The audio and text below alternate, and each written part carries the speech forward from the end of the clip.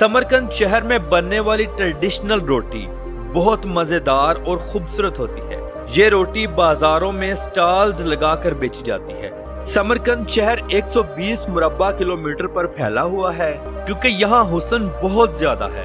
औरतें इतनी खूबसूरत हैं कि जैसे आसमान से परियां उतरी हों। सफेद रंग और नैन नक्श, सुभान अल्लाह। समरकंद को अमीर तैमूर का घर क्यों कहा जाता है? दरअसल ये एक मुसलमान बादशाह थे जो उज़्बेकिस्तान की सरजमीन पर पैदा हुए और ये दुनिया के आखिरी बहादुर फातेह थे।